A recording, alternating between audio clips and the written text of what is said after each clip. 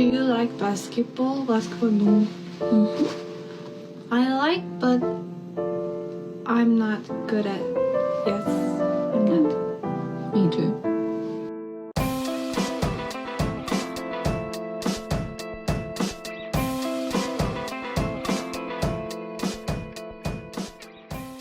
Friend. Sorry, you go.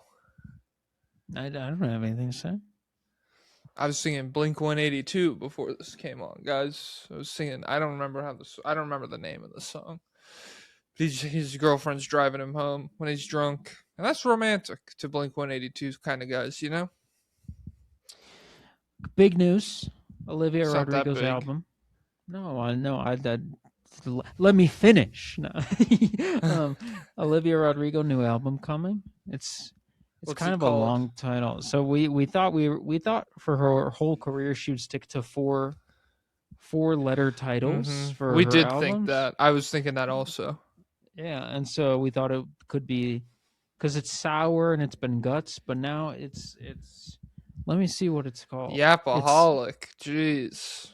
You- Olivia you- Rodrigo new album. Yeah, pull it up. You seem pretty sad for a girl so in love. Oh my god. What's the abbreviation going to be for that? YSPSF. Oh. YSPSF? Well, it's YSPSF, and then there's an A, and then there's a G, but the A I don't think would show. I don't think the F or the A would show up, and so it would be It could have a slur in it? Is that well, what you're it's telling me? not. I mean, it's not going to be.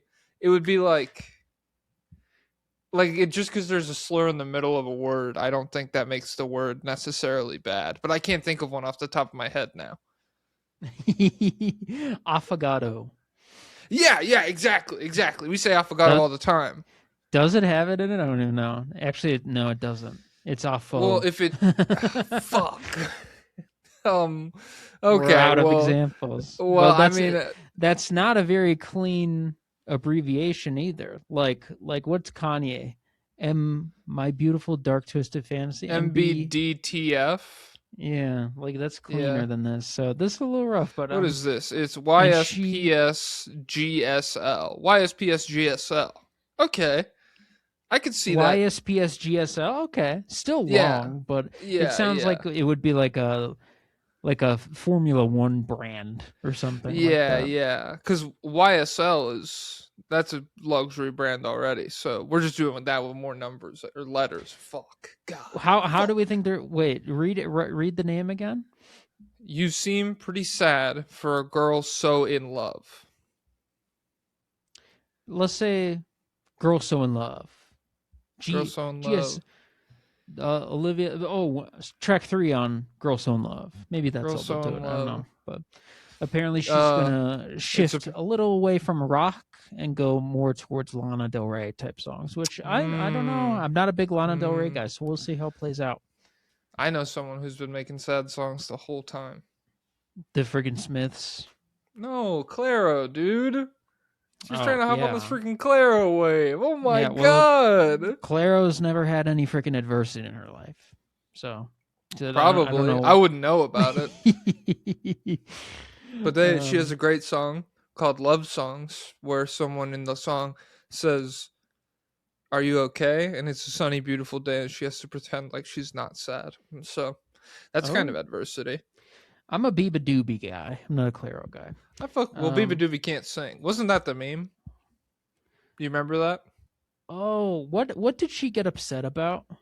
Yeah, I think it was a joke. Yeah, it was like top 5 singers who can't sing, Biba Doobie, and then singers who can sing. It was like NBA YoungBoy or so. It was clearly made by like some fucking insane online 10th grader or something. And she had a bad day, and she got really mad about it. Yeah, happens to the best of us, really. Sometimes I'll be on Twitter and I'll be like, "No, the stats don't reflect." I'll be like, "Why am I even talking to this chud right now? Like, this guy is obviously a complete dumbass," and so there's just nothing to gain from that. But when you're Biba Doobie size, I don't know if you can do that. According to Jake Fisher, a draft credit system has gained traction during a brainstorm session for NBA lottery reform. a real-life equivalent to the way waiver budgets work in fantasy football, which essentially would have meant bidding on incoming rookies like you would with monopoly money that gets thrown at free agents in the fantasy realm. Okay. I'll say I don't really like the timeline of fixing tanking, if that makes sense. Like, I don't like going from like it not being on the radar at the start of this season to now being like, we need to have a solution to this within like 18 months. I don't like it's fine to be like, by the we're way, working this is pre-recorded, so they might have found a solution in the week. Yeah, they might have cured it. They might have made Anthony Davis's hand. He's got 3 hands now, and so even if he breaks one, he can still play. Oh, I was saying that. How's that solve tanking? Because if he breaks, he's like, "Oh, my hand." They just give him a 3rd hand. Did you see the Warriors? They had a guy playing last night who they're so desperate for like bodies that he could play. He just had to shoot all his free throws left-handed because he hurt his hand. And so who was it? I don't remember off the top of my head. Let me look it up real quick. Warriors left-hand free throw. Hopefully that brings it up. Malavi Leons. Okay, yeah. Malavi, is that his name? I've been saying Malevi. I don't know if it's right. Malevi. My balls, Leon. No, just kidding, Mr. Leons. I'm sorry. And you're a real trooper for shooting with your left hand. Yeah. So, whatever Adam Silver does, it's going to backfire in some way. Like he's like a Wile E. Coyote kind of guy. The Lakers just won't draft anyone for 10 years, and then they'll be like, "We have $1 trillion in the budget, and then we're drafting Cam Boozer Jr., Darius Acuff Jr., who's 6'11", and all the juniors." God. That would be cool. If Darius Acuff was 6'11", I'd be in on that guy. Maybe. I'd be in. Come on. It depends if he plays defense like Josh Giddey. I wouldn't. Because Josh Giddey's 6'9". If he had 2 inches, would you be in? Josh Giddey? Yeah. No, but Acuff is a special. It's like if Josh Giddey was a better passer in the half court and out of sets and stuff like that, and was a really good scorer and shooter, and was 2 inches taller. Yeah, I'd probably fuck with that guy. But yeah, I wish I could get in on the brainstorming session in the NBA offices. They can't be saying that much smart stuff. I bet if we were it's in all there, the dumbest stuff. Yeah, I'd come up with the best ideas for everything. Yeah, and then they'd probably freaking steal my ideas and kick me to the curb, and they'd be like, "I came up with this." Because that's just how stuff works in boardrooms like that. So, slitting Adam Silver's throat. What do we think? And then, what if the majority of the room agrees? Is he man enough to say, "Oh no, I think it's a bad idea. Let's cut it"? No, you got to listen because it's part of the storm. We're brainstorming. You can't just say, "Oh, that lightning bolt doesn't count." Oh, the Joplin tornado doesn't count. It's part of the weather. Yeah, 2012, the movie doesn't count. That tsunami, it's fake. Didn't watch it. Was too scared of it. I remember when I was in school, there was a kid on the day 2012 was supposed to happen. He was freaking the fuck out. Are you sure? Because it would have been December 21st. When was your winter break? I think we were still in school. I think our winter break started late, but went through like well into the new year, if I remember correctly. Whoa. They do crazy things. Which I fuck with. I'm like, hey, let me out December 22nd, right before Christmas happens. And then you get Christmas. And then you still have like a long time with no school or dumb teachers. Stupid idiot teachers. Probably has a bunch of dumb teachers trying to come up with freaking lottery changes. Yeah. Oh, homework. Oh, let me see who has the best grades gets to pick first overall. Yeah. Oh, that would be epic. Like that, dude. That would be so epic if they were like, we're partnering with the NCAA. Players who have the best grades will be able to pick their destination ahead of players with poor grades. This way, we're not doing an emphasis on education. We're not doing any sort of like double checking. You can cheat. It's fine to cheat. Whoever hires the smartest guys to take their tests. That's really what this boils down to. And then what classes you take? If you take boobs 101 versus creating Well, a that could be black hole hard, 101. dude. I know how to create a black hole easily. You just you up the density. I learned that from JJK. Oh, how do you up your density? With your curse technique. And your density doesn't, the curse technique doesn't, the density doesn't affect you up to a certain point. But once it does start to affect you, you can turn into a black hole. You have this curse technique? I have the copy curse technique. Oh, okay. Well, is there someone you could copy it from? No, they died. They turned it into a black hole. But I know how it works. Like in theory, but not in... You didn't copy Well, it. you're taking freaking boobs 101. Have you ever had practical experience with boobs? Probably not. Like 1,000,000,000,000 times! No, dude. No, you're in boobs 101 No, taking Jaden Ivey intensive notes, dude. Jaden Ivey would despise me, dude. Did you see the Knicks locker room? They were yelling. They're calling each other fornicators, and you ain't. That's got to be tough, because he's already like he is already going insane and stuff, and so like that's kind of like the Biba Doobie thing, I guess, where like you're already really upset, and then you see you're like, it's not a joke, and then Josh Hart is in the background of a locker room video talking about jacking off or whatever, and you're like, no, how is this allowed, dude? How am I the bad guy here? I don't know like how lucid he is, so I don't know how, if he would even like, I don't know if he's locked into, I don't know if he's looking at the reactions that much. Like he's probably checking his own comments, but I don't know how much he's scrolling. All I saw plus his algorithm's more Bible. Yeah, that's true. Maybe if we AI generate a version of that Knicks interview where Karl Anthony Towns is holding a Bible, it will show up on his feed. Oh shoot! I'm interested in Jaden's opinions on AI. Probably good. The more people it can make religious, the better at any cost. Okay. And so AI, I bet there's people on the fence. Like if I was 8 years old and I didn't know what AI was, and someone showed me a really scary video of someone going to hell for real in 4K, I'd be like, damn, I probably got to go to church. I'd be typing in how to get infinite money on GTA. That never interested me. I'm more of an infinite ammo guy because I'm twisted and fucked up. Well, they didn't have the money didn't matter back then. Now the money matters.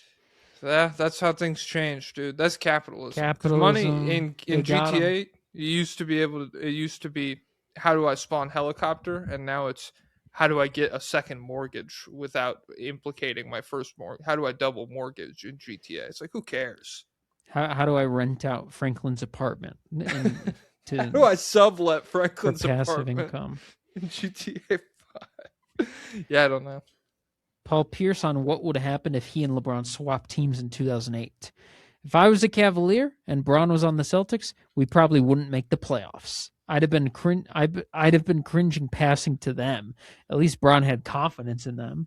All right, self-awareness W. Self-awareness, yeah. Honestly, people buy themselves so much more. Like, you can be an asshole a lot more if you're self-aware. If Paul Pierce was acting like this the whole time, and then he was like, but I just think at my best, I was better than Dwayne Wade, I could, handle that a lot more than, all the shit he's been doing. Wizards apologize after scripted April Fool's joke in which fan thought they won $10,000 falls flat. Did you see this? I saw the video, yeah. But I think the fan was in on it. I think everybody involved was in on it. Oh, yeah. Okay, so they said, we apologize. That had left many wondering if we misled a fan. The skit involving our mascot and other members of our performance team was scripted. Okay, it wasn't real entirely. Mm-hmm. Okay, that's cool. I think they should have just had the fan wearing an opponent's jersey. That's how you always communicate. I feel like in arena, if somebody's in on like when someone in the Bulls game is wearing the wrong jersey and Benny dumps popcorn all over them or something. That's like, that would be the same thing. Ooh, ESPN is going against Pablo Torre. Okay, I side with Pablo. What is EPNSN doing? They obtained a 19-page contract between Kawhi and Aspiration, which details several pages of obligations for Leonard with a beliefs clause that allowed him out of certain obligations. 3 player agents who do not represent Leonard said the deal is standard. So are they saying he didn't have to do it? He's like, planting trees is against my beliefs. I'm not doing that. Like, I just, at this point, it's like, why the fuck would Kawhi's camp not have released something like that when at the height of all of this? If there's paperwork that exonerated him, why are we just sitting on that while all of this happens? I guess maybe they don't care about public opinion. He didn't hear about what was happening because he's locked in on basketball. Yeah, maybe he's still driving his old. He drove the same car for a long time, right? Yeah, that's maybe true. he was listening to the radio in there, and Pablo Torre just trickled down to sports radio, where it's like, "Have you heard about this Aspiration deal?" And Kawhi's like, "Well, I work for Aspiration. Turn that up." And then he learns about it, and he's like, "We gotta clear my name." I had pushed all my obligations to next week, but now it's going to look like I'm doing them out of guilt. Fuck, come on, dude. I'll do them, please. Yeah. Let me see what my phone says. Damn. I turned on offload unused apps on my phone, and every time I get an email now, because it uninstalled my email app, every time I get an email, it just shows you don't use your email? I guess not. It just shows me this. It just says you have a message, and I can't open it at all. So I don't know what it is. Let me see. Is it on my personal email account? Doesn't look like it. That must mean it's on the email account connected to our Patreon. Let's see if we got a new member. No, we didn't. No, it's some guy. It's some guy trying to sell me some shit. Hey man, just caught your interview on Nerd Sesh. Really well done. Shut up, Neil. Wait, what is he trying to get? What is he trying to do? That's a real person. It's about pod pitch. So they could get me at a fraction of the cost of a personal booking agent. They could get me 7 to 10 interviews a month. Does that sound good? What? You want to do 7 to 10 more interviews per month? Well, I think that just means podcast appearances. I don't want to do that. Wait, we have to pay them? Yeah. We would pay them and they would get us on where would we go? I don't know how dumb would you feel? You send them the $50 or whatever, and they're like, "Okay, we got you lined up on Stay Hot next week." It's like, what? Oh. I went on the Deep 3 this morning. I don't know how the fuck. Yeah. Did you freaking do a plug? Did you do a promo? I did at the end. Okay, I said, and I said, they said, what do you want to plug? And I said, patreon.com/state of the league. If you're broke, I understand. I understand if you're broke and you don't got money like that. And so that way, anyone who was listening, they probably started to panic, scraping together all their money to go subscribe to the Patreon. And we haven't adjusted for inflation. So it's actually better value over time. Yeah, that's true. Because if you subscribed last year before the war, because it's a lot of people don't know, it's tied to oil futures. Our Patreon subscription. Yeah, it's a whole thing. So, yeah, because we get our money, they ship the money out, and then it comes back in the form of futures. Because if you sign up with Apple, they actually need to take a chunk to pay for oil or something. Yeah. Yeah, then we get that later, I guess. They call it the cobalt tax or whatever. And I'm like, what the hell? So yeah, but no, I went on there. It was fun. It was a good time. But we did 2 full hours, and they still weren't done. Oh my god! I was like, I'm leaving. This is crazy. You've been freaking maxing this week. I know, and we're gonna keep maxing. This is we're pre-recording this one, so right now it's April 8th, I think, and I'm officially traveling. I believe my flight leaves on April 8th, and so, yeah. So we're pre-recording this. Maybe we'll pre-record another one, or maybe I'll just maybe we'll just find a guest and you could do Saturdays by yourself next week. I don't know. But yeah, that's the kind of shit I'm on lately. Hustle, grind, set maxing. What were the topics? We graded every single NBA season. Oh, God. And so their video, we can talk about it here. I can spoil it because it's been out for like a week when this video comes out, I guess. The only ones I gave an A to, the Spurs, the Celtics, and I think the Hornets, maybe. But even then, talking through the Hornets, because they started the season so dog shit, low-key, they shouldn't be an A. Well, if it's a relative A, then it's A for them. Because this is like the best year ever, maybe. Yeah, but even then, I'm still like the beginning of the year was so bad. Like, I still can't give the, because like my whole thing with the Hornets at the beginning of the season was not like they're gonna be bad. It's just they're gonna be hurt. And if they're healthy, I'm very interested in what they will be. And largely they've been healthy. And so for them to still be like the 8 seed, well, the 8 seed's pretty good actually. So we can stay with that. Wait, so what grade did you give them? I gave him, I think, an A-. Okay, Şengün A-, because he was good at the beginning of the season. No, I gave them the biggest F. The F. No, not the Rocky Şengün. Şengün gets his own grade individually. Well, he was good at the beginning of the season.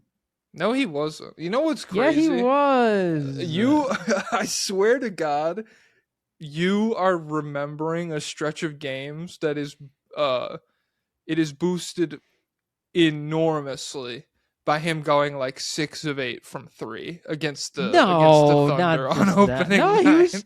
They were a good team for the first few months, and because of freaking Steven Adams, dude. He was on the MVP ladder. Let me pull him up. I'll pull up. I want to see. What do we think? First 20 games? Is that what you're looking for?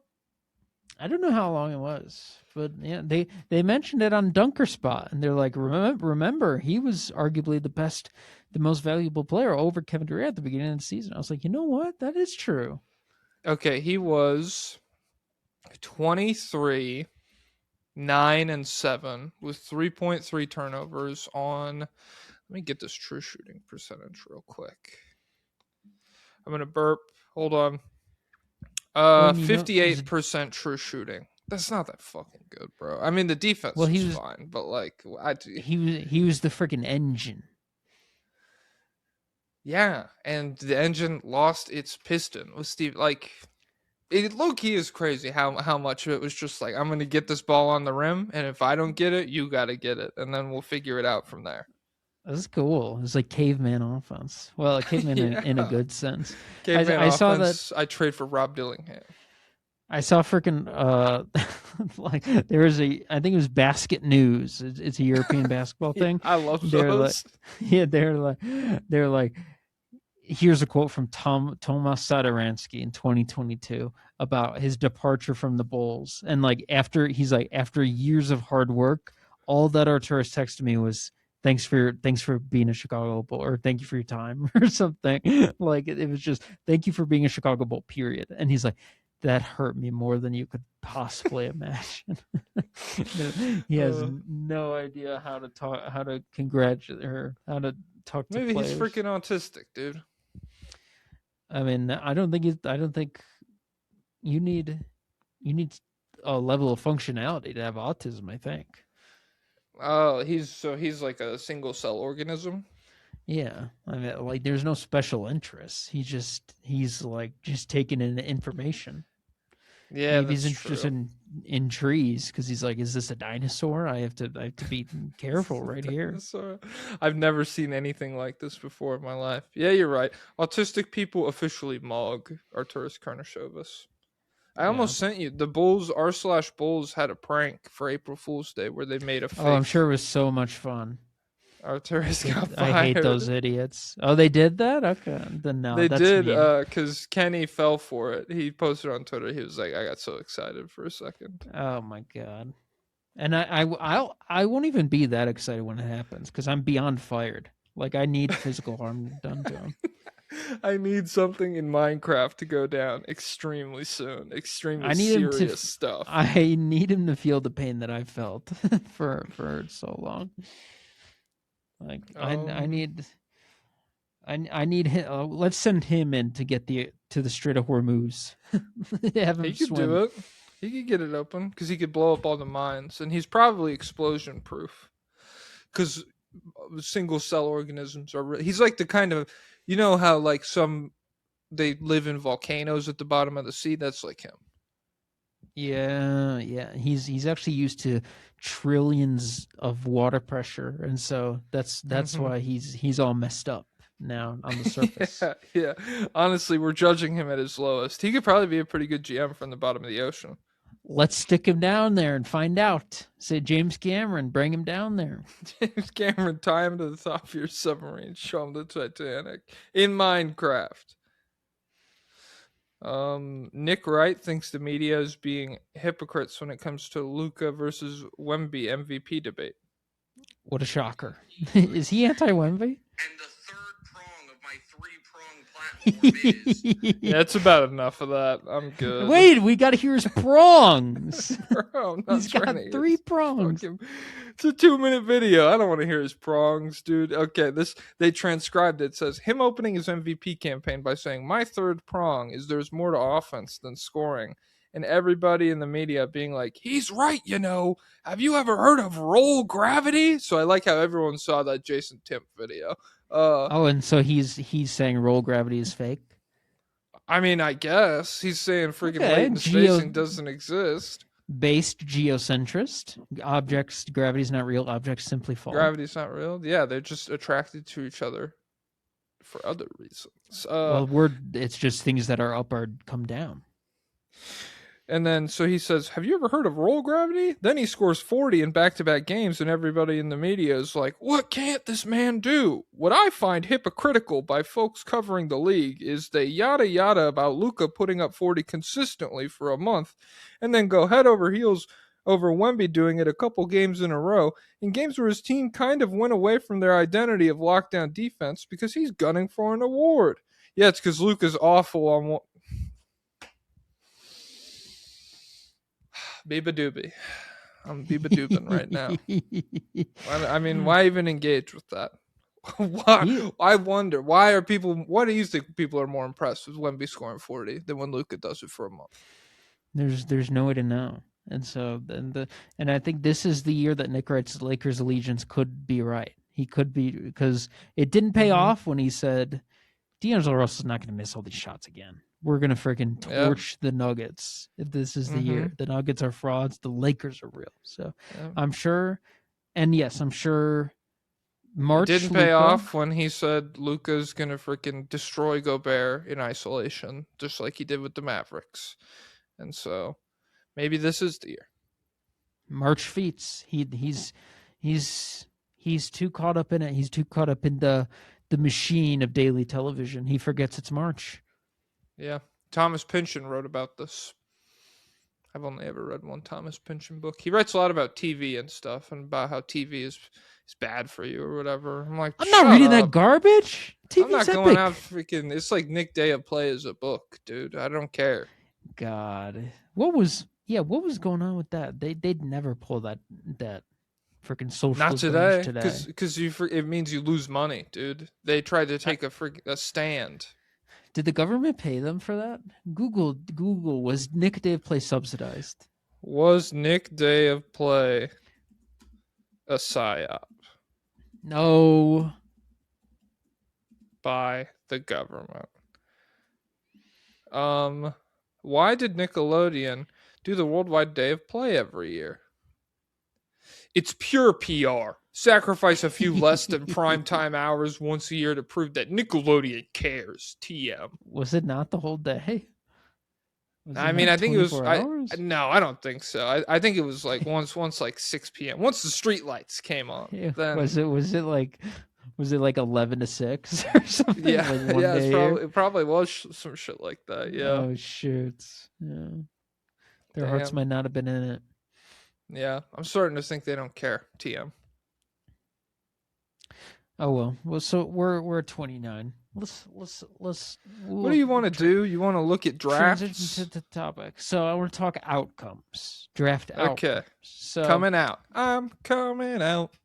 so I want the world to know. Okay, my bad. so within a stretch, the Detroit Pistons drafted everybody that I would have drafted at their picks, and I thought, you know what, Troy Weaver, this guy's kind of cooking. And then it didn't work out because before this year, they actually had one of the longest losing streaks in NBA history. I don't know if you know that. Mhm. And they that were incredibly bad for a very long time. And so I was like, oh geez, I got those ones wrong. But I was thinking about it. It is kind of an insane run. So I want to look at it. Where's Detroit Pistons draft picks? Let me pull this up. Pistons draft mystery, because we can never know. We can never know. So Chaz Lanier. So let's start. I want to start with Sekou Doumbouya because he was a project. Okay. So I mean, I remember him. I remember the Boomer name. Buzz, I don't. baby. Yeah, I don't remember. Okay, so they took Sekou and Nebraska legend Isaiah Roby. beast mode. In 2020, we'd take Killian Hayes, which obviously I was a Killian Hayes supporter.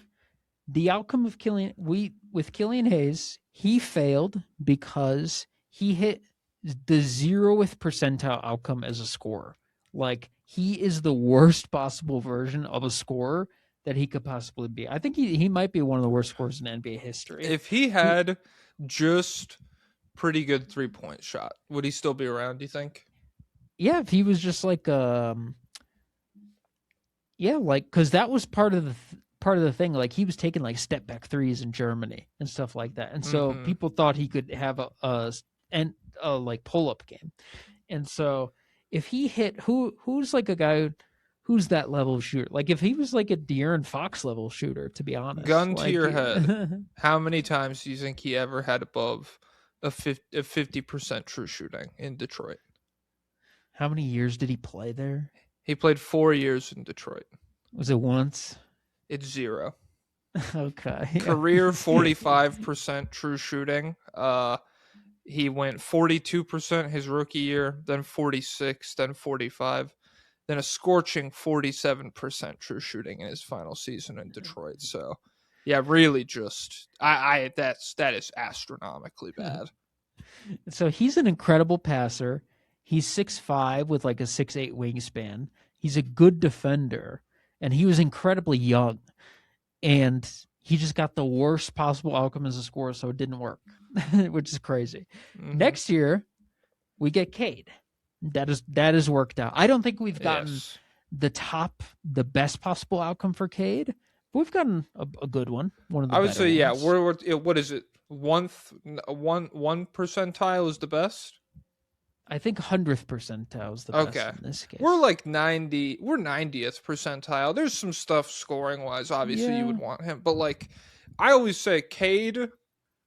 Like that's if you get the number 1 overall pick, Cade is absolutely someone you're very happy walking away with, as opposed to like I would rather have Cade than like Karl Anthony Towns or someone like that. Yeah. The next year they take Jaden Ivey.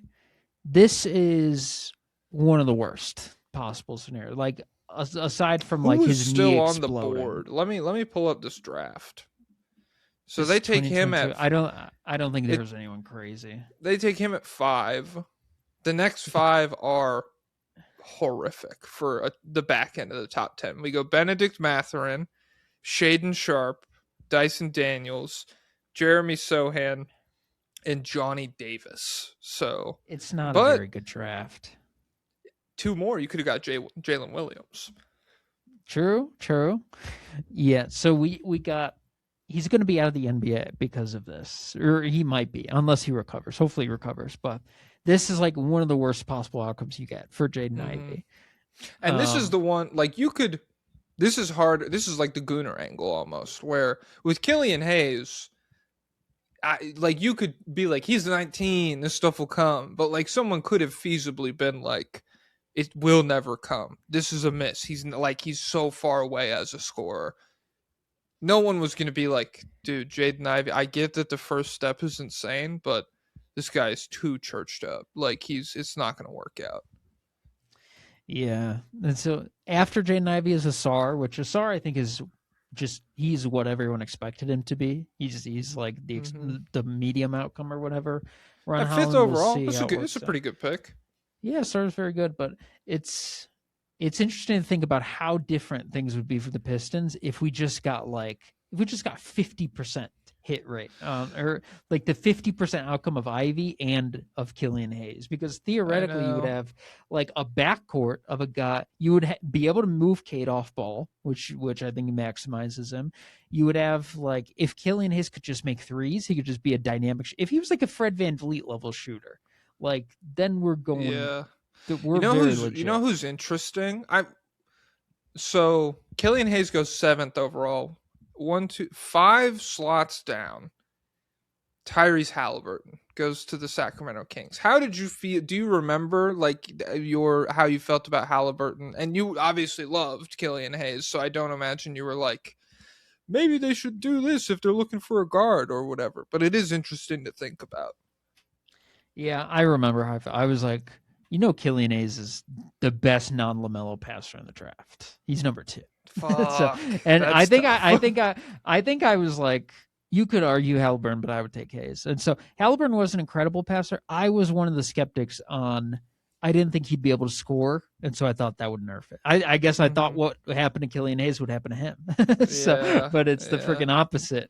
And you're like, well, at minimum, I know Killian can defend. Can Halliburton defend like this? I don't think so. And Halliburton actually did play more defense in college, but yeah, and he was like a 40% 3-point shooter, but he has the funky, ugly shot. And so it's like, you don't realize 100% of those shots are going to be blocked in the NBA. Idiot. So yeah, I was a Halliburton skeptic, even though he had God mode metrics and stuff, and he was a basketball genius. But yeah, he what I thought would happen to him happened to Killian Hayes. That's crazy.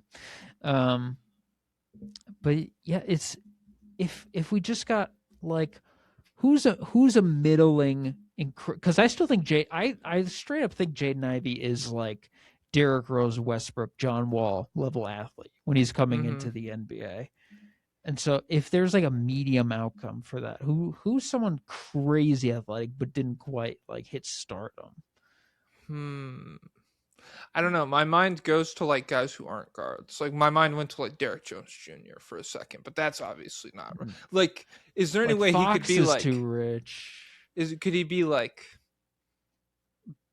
cooked Russell Westbrook, like Kings, like worse Kings Westbrook or something like that? I think it would be different because he also did have more shooting optimism. He was never the passer that all those guys were, but he was a much more capable shooter. And yes, so if there was just a world where he was like a capable shooter and dynamic rim attacking threat, I guess if he was, well, no, I guess if his numbers looked like Ben Matherin's. Okay, so we're putting pressure on the rim, we're getting free throws and shit like that. Yes, and we're having streaky 3-pointers, and we're not really playing that much defense. Okay, yeah, Ivy has the tools, but he never locked in. I suppose that doesn't change the Pistons' life that much. The Killian Hayes is much the more... problem is when I'm trying to think of athletic guards, I can only ever think of ones that flamed out. Where I was like, how did that guy I'm like Dennis Smith Jr. How did he not stick around? Come on, man. So yeah. Who are there any other teams that drafted high for multiple years? Like what did the Rockets do? Rockets, they have a really rough run. Let me pull this up. So go. When do you want to start? Do you want to start with Jalen? Oh, yeah, we can start with Jalen Green. He was their first really high pick in the post James Harden era. They had no picks in 2019 or 2020. Well, maybe they traded for someone. I don't know. Freaking idiot basketball. Well, it was probably Westbrook. It was probably. I mean, whatever. So in 21, they get Jalen Green at 2 overall. in 2022, they get Jabari Smith Jr. at 3 overall and Tari Eason at 17 overall. In 2023, they get Amen at 4.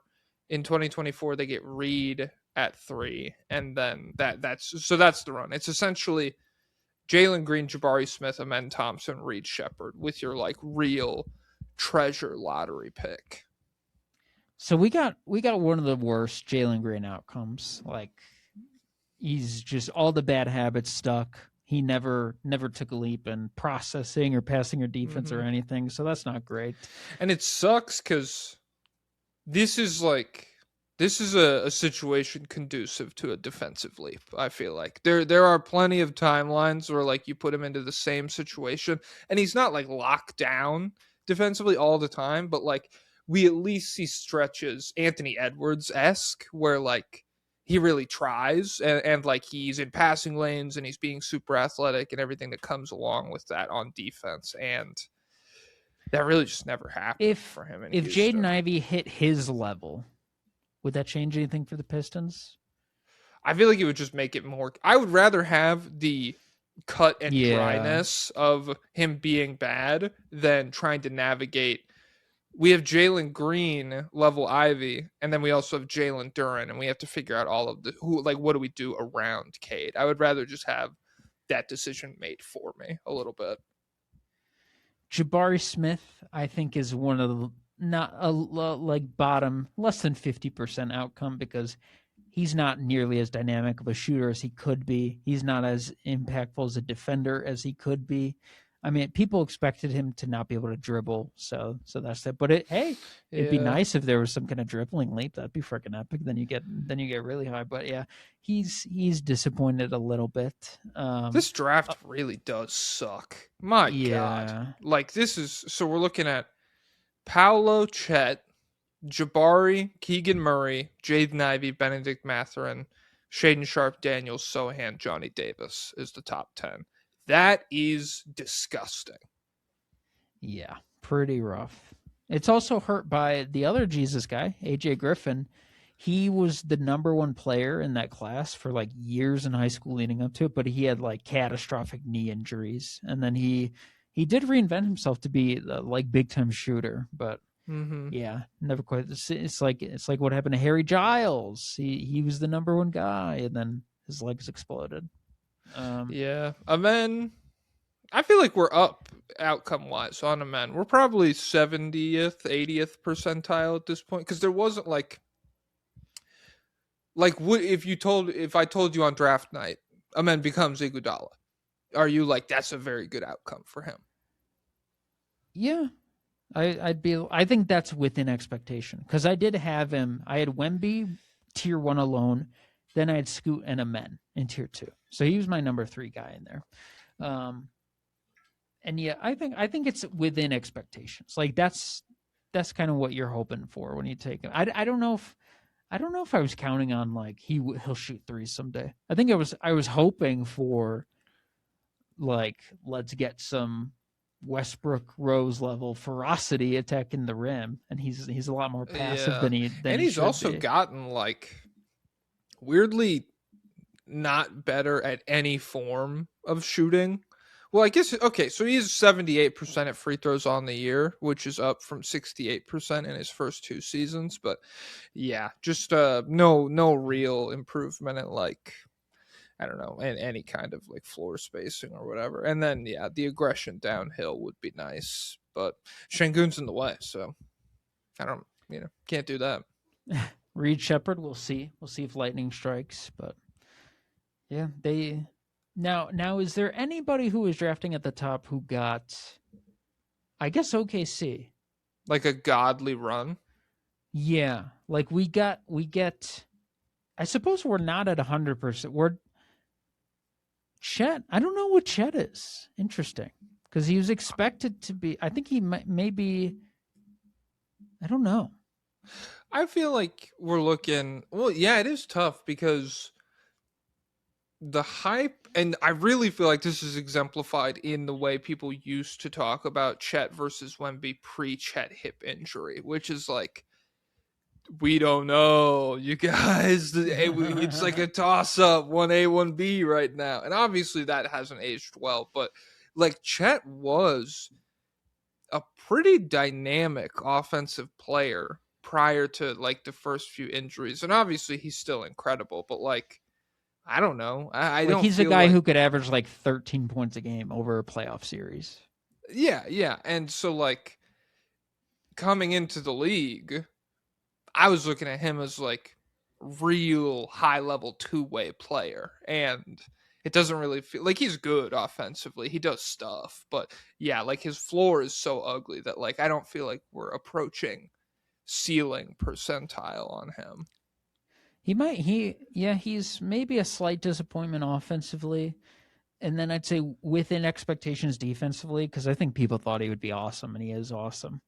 Really, I would say the Thunder more than anything is a testament to volume mattering, because they only took one pick in the top 5, and they only took 2 top 10, and they built this team just in the margins the rest of the way. Yeah, they got like 100th percentile outcome Jalen Williams, pretty much. Mm-hmm. We hit on, I'd say Chet's like within expectations. Kaysen is within expectations. And then we're hitting on AJ. So yeah, you could do a lot by just by drafting guys, and they're as good as you expect them to be. Like they do what they're supposed to do.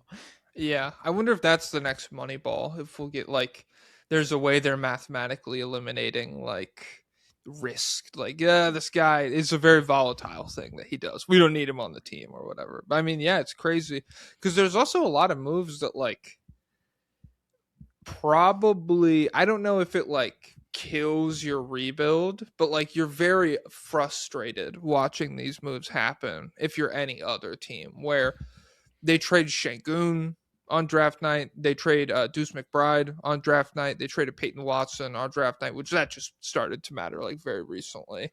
And then they traded Lively too, but you got Case and Wallace back. Like I don't think you're that upset about that. And so yeah, I don't know, they just took, what is this, 6, 10, 13, 14, yeah, like 17 guys over the last 4 drafts. So yeah, just a testament to getting shots up, I guess. Yeah.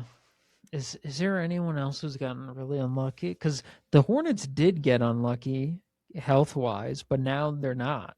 Now they're fine. And so now everything's looking pretty epic. We're within expectations of LaMelo, of Brandon What about Miller. the Kings? Khan is way ahead. Yeah, the Kings are drafting guys like they're drafting guys who are supposed to be safe. They're failing. So let's look. They have picked. They've picked top 10 for like 10 straight years, pretty much. We don't need to go back that far. We can start with De'Aaron Fox. They get at 5. I'd say he hit one of his better outcomes. I mean, yeah, an all-star team, very high-level offensive player. It felt like we saw him play, like, I don't know, he's not nothing on defense. He's not like Trey or whatever, but yeah, he could be way better.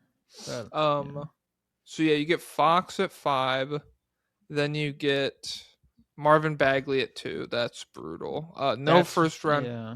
That just derails everything. And then the other way, like you get a break after that because they have no first rounder in 2019. And then 2020, they get Halliburton at 12. And that's like, that's the moment. That's the saving grace that you get. And they like just double Marvin Bagley did, I guess.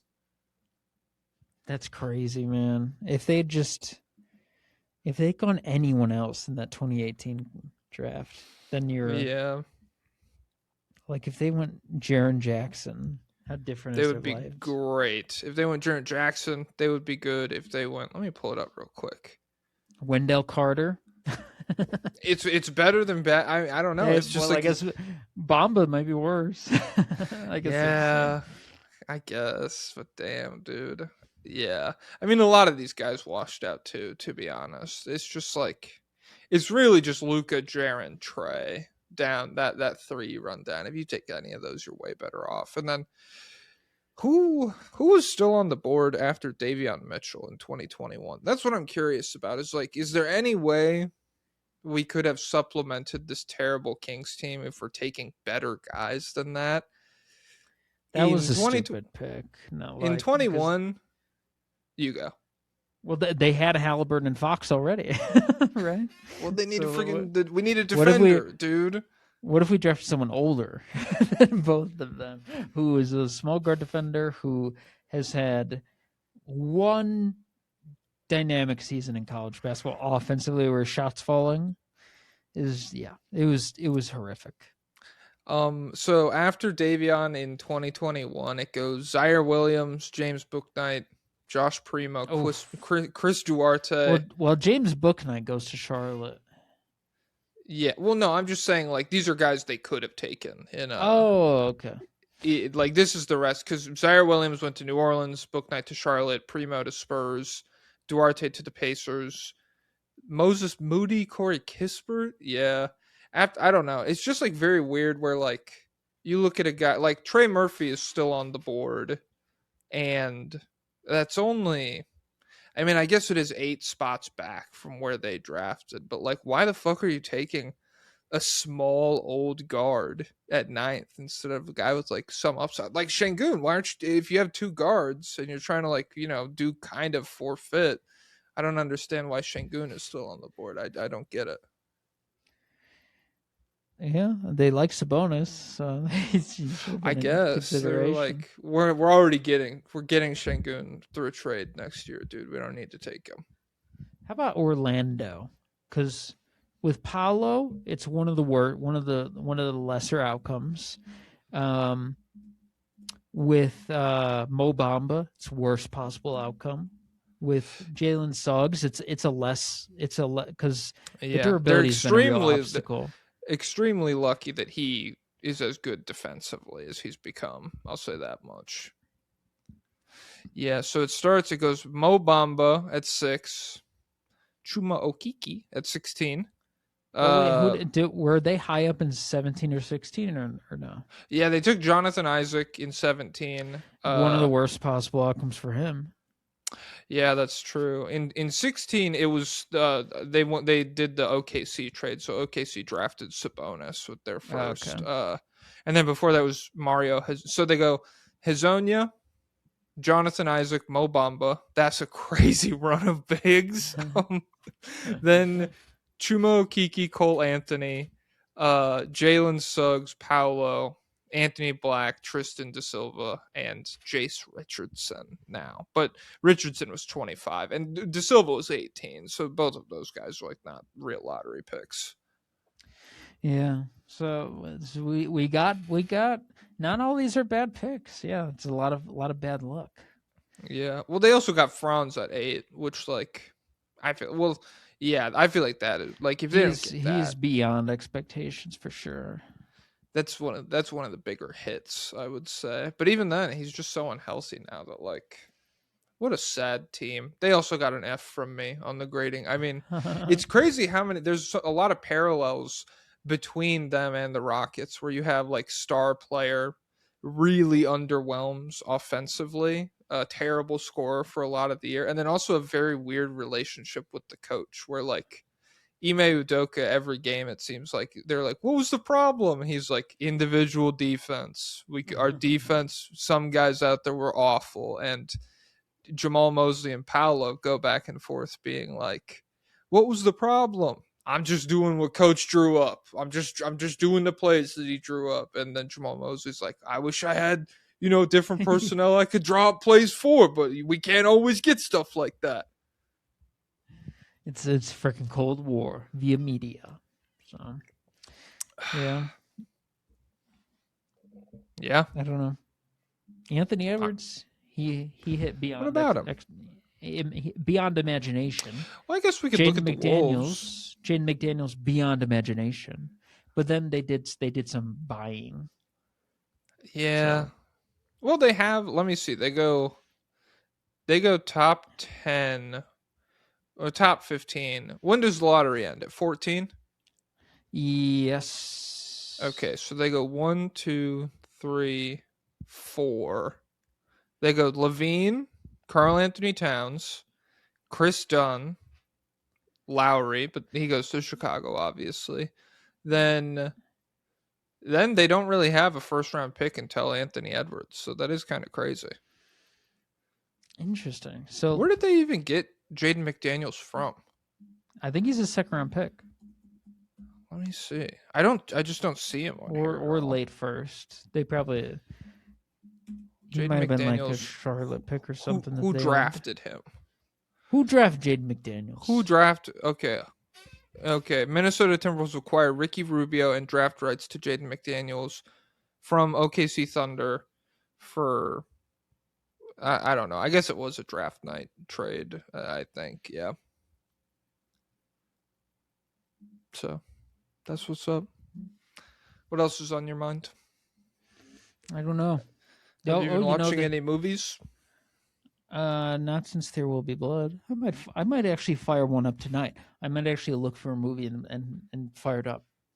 Okay. You want to hear? I have a letterbox list of movies I want to watch. Draft Baller. Did you see that? Yeah, I'm not using it. Dude, because I don't like to know anything about the draft. I like to be surprised. But there's charts.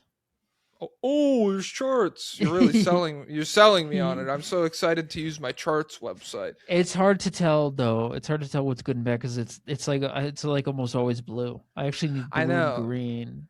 Yeah, it's like light. It's like electric green versus neon blue, and I'm like, which of these is the bad color? Come on, can I get some red in here, please? I guess I'm trying. So my list is Blowout, The Battle of Algiers, Sunshine, Seven Samurai, Close Encounters of the Third Kind, and Nirvana, the band, the show, the movie. I just started this list the other day. Okay. Maybe I could do an Alien movie. Maybe I'll look into Alien. There's a movie I love that I think people don't like that much. It's called The Vast of Night. Oh, The Vast of Night. You know what you should watch? Let me see. Moon movie. You should watch Moon from 2009. It's only an hour 37 too. You should watch Moon from 2009. It's really good. What is it about? Sam Rockwell. He wakes up on the moon and he like works for a mining company, and he's the only guy on the moon. Like he works up on the moon for like 8 months at a time, and then he gets to get shuttled back to Earth. But everything is not as it seems. Whoa. Okay, I could be into that. But I would. That's like the oil refinery. I'd work on the moon at the snack shop maybe for 8 months. Yeah, it's a snack shop. Have you seen Alien? Yeah. That seems like a ship that would have like a snack shop on it, you know? I would not work on that ship. It seems cool because like most of the ships don't freaking get aliens, dude. Most of them, they're just chilling. Well, the problem is is that the 70s? It's the space 70s, yeah. Yeah, so I'd say girl on the ship, I'm not going because that's how I would think in the 70s. No, in the 70s they were starting to get woke. Well, I was really tapped. I was early tapped in with Reagan. I was really moved by Space Reagan. By what his dementia was saying. Damn, was he dementiaed? Was he dementiaed up in office? Well, when you're a conservative, you're permanently in a state of dementia. Okay, I'm trying to get Trump's CAT scan. Like, if that got leaked, that would be so cool. Or it's just like there's holes everywhere. His brain is like Swiss cheese. Well, how mad would you be if you found out he had adamantium bones and he like could do the Wolverine thing, but he just didn't want to? He's still like too lazy to do it. What Wolverine thing? He could bring out claws? Yeah. I would be pissed. Actually, no, because that always seems super painful when he does it. Like it moves all of his other bones around and stuff, and so. If I had the Wolverine thing, I probably wouldn't be doing it all the time either. I feel like Trump does have healing factor. I think he's just the president, and they probably got him on like new medicine. Well, remember they shot him in the head, and he tanked it. And he doesn't even have a scar. Well, probably plastic surgery. Because of freaking medicine too, dude. I don't want like an ugly, fucked up ear from that time they almost got me. Fix it. He wasn't shot. Yeah, I like that people say that. You know it was fake. You know it was fake. Well, I don't know if it was fake. I just know. I know a lot of stuff is fishy about it. Because he got that cool picture out of it. He got the Aura farm. You know, they say Monty Williams is responsible for the Jaden Ivey thing because it didn't start till he was benched, and so I wonder.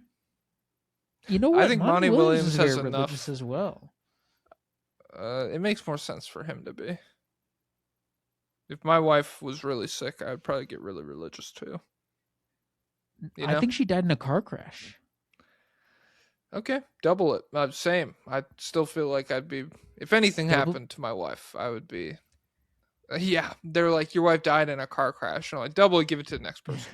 Yeah, go to the Mormons. Double it, get two of his instead of mine. That would be fair, because it would average out. Yep. We're at an hour. We did it. That's an hour. This was easy. Guys, next year, we're going to sit down. Next year, we're going to sit down for 3 days, record 8 hours. We're going to record all day for 3 days straight, and that's going to be the Wednesday episodes. And we're not ever going to talk about current events or anything like that. We should do that for the off season. Oh, imagine like 3 months off.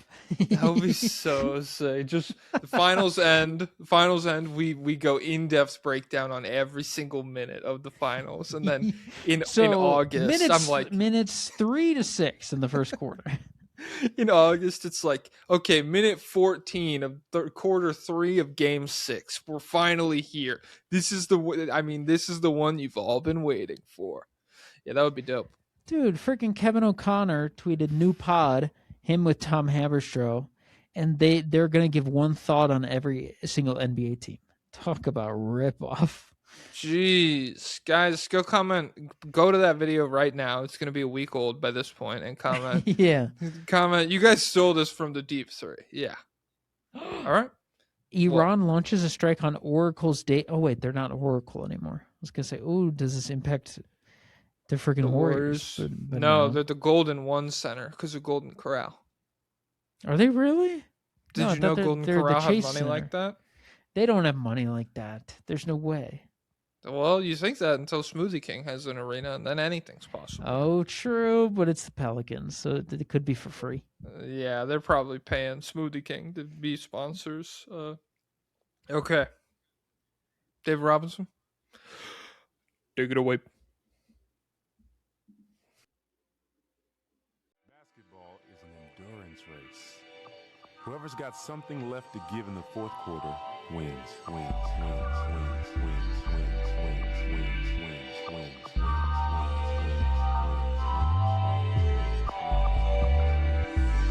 Up tempo means I'm going to run you into the ground.